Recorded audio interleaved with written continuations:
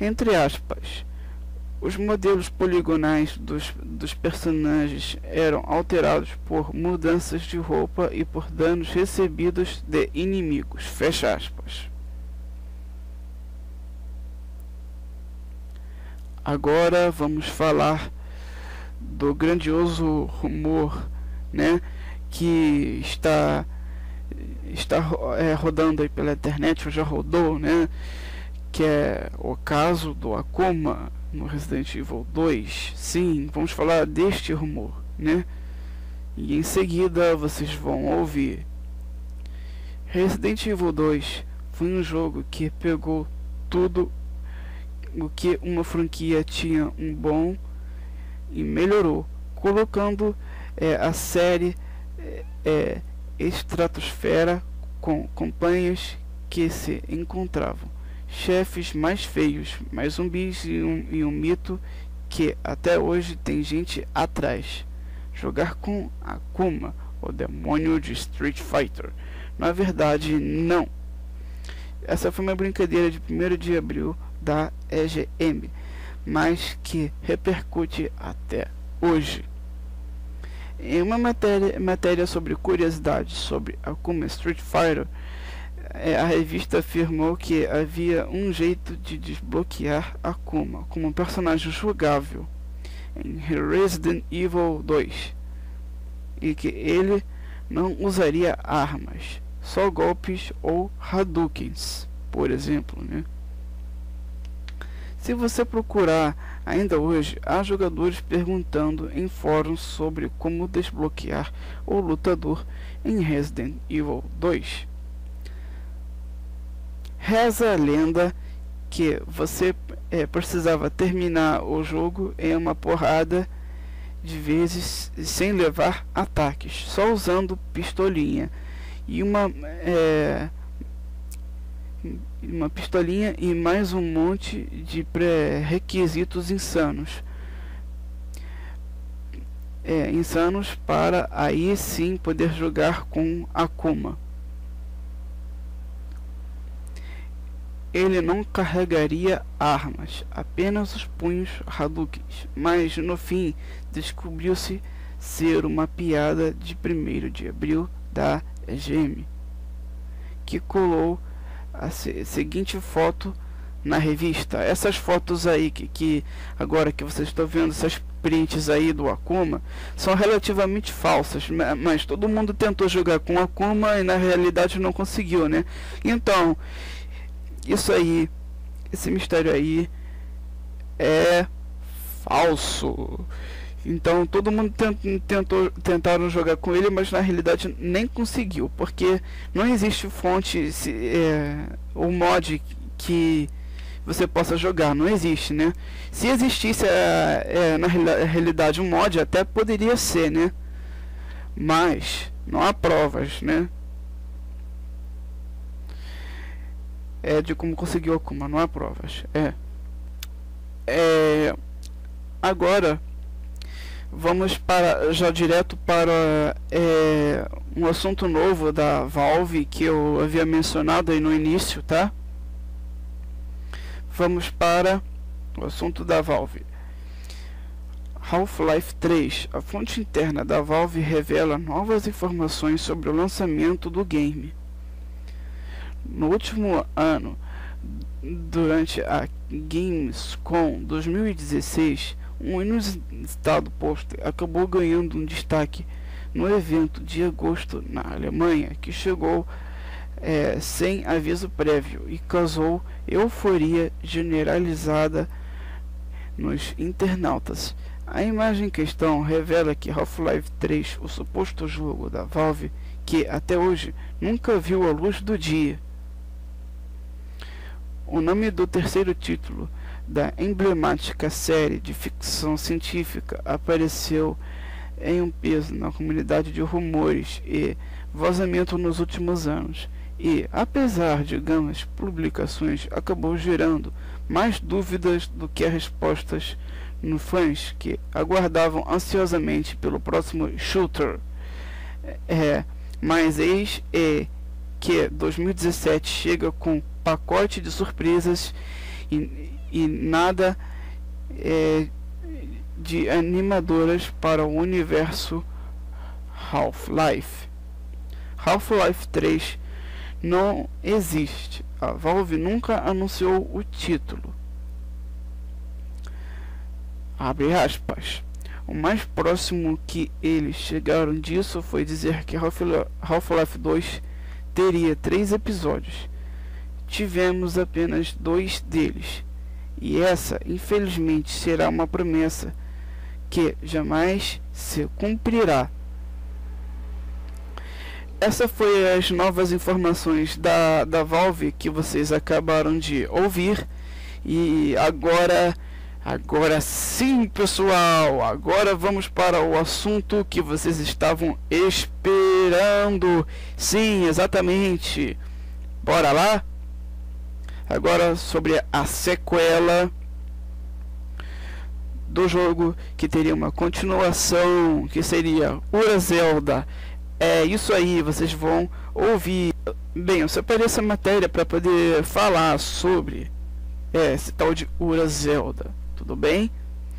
E já lembrando, eu vou deixar os links de todas as matérias possíveis aí na descrição, aí vocês vão ver, tá? Que a Nintendo estava escondendo. Agora vamos para a história, bora lá?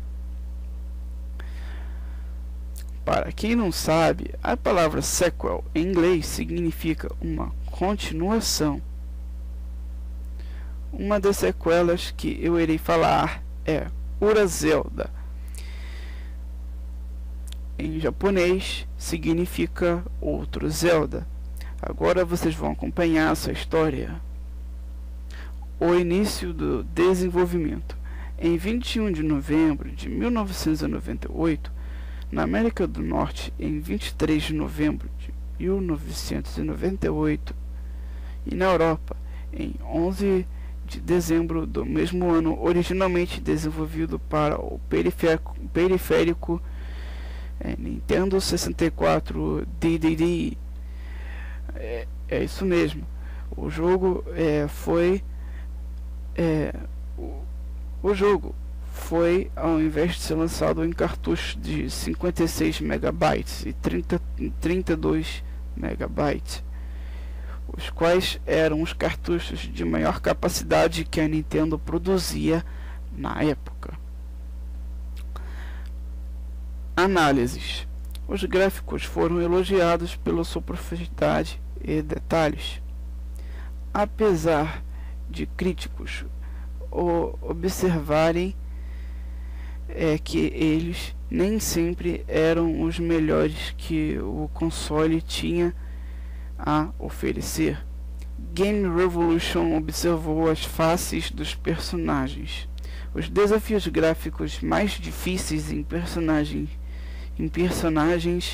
3D, notando que as expressões e a animação possuíam Surprising Grace.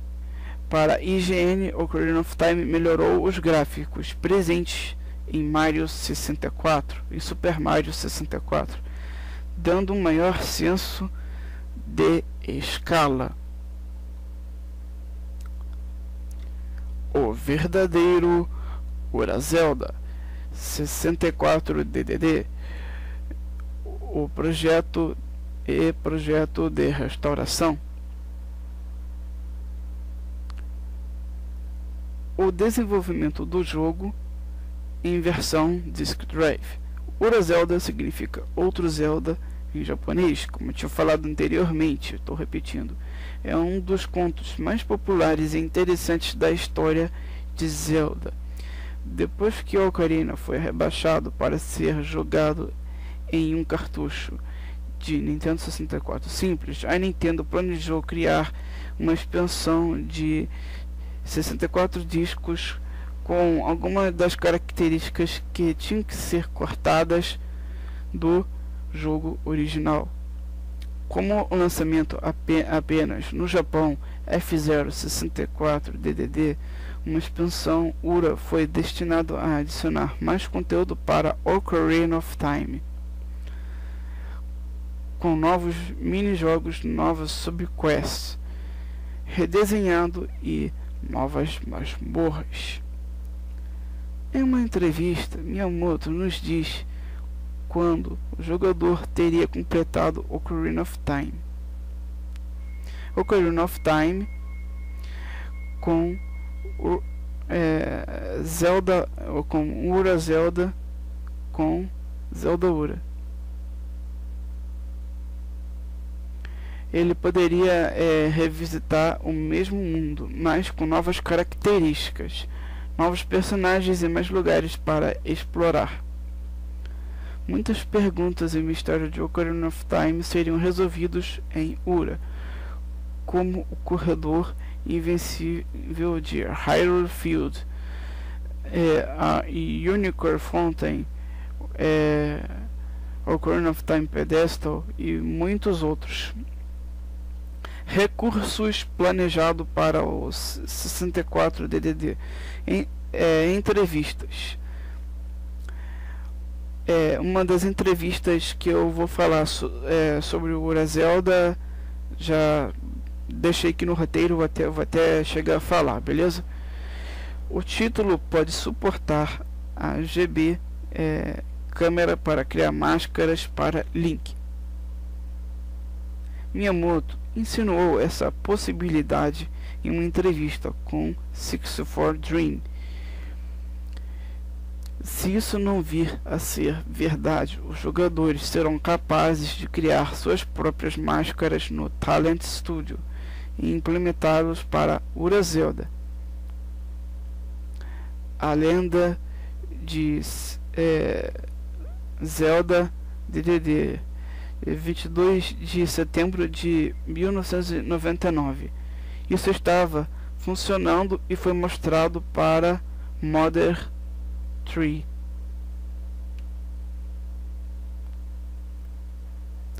Ura Zelda não é tanto um jogo novo quanto uma expansão já existente. The Legend of Zelda Ocarina of Time não é compatível com Majora's Mask. Como seria o jogo para o Disk Drive? Este jogo foi projetado para que ele possa ser aplicado ao sistema de unidade de disco, e por ligar os 64DD, você pode jogar com outra versão do Zelda.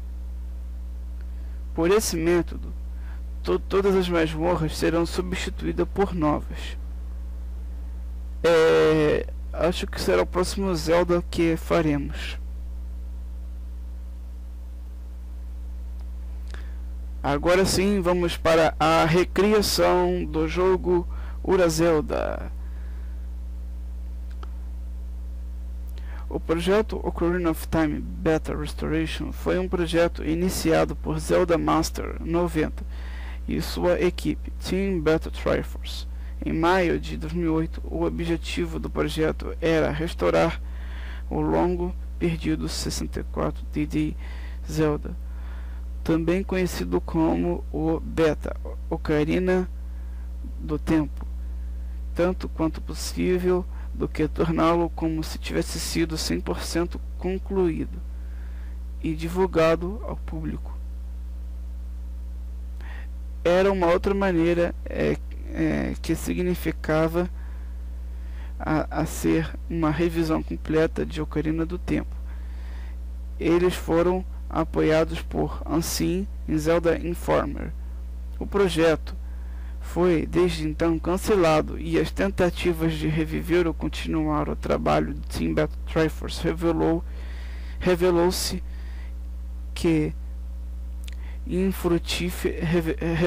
infrutífera. Em seu lugar surgiu um novo e totalmente renovado pelo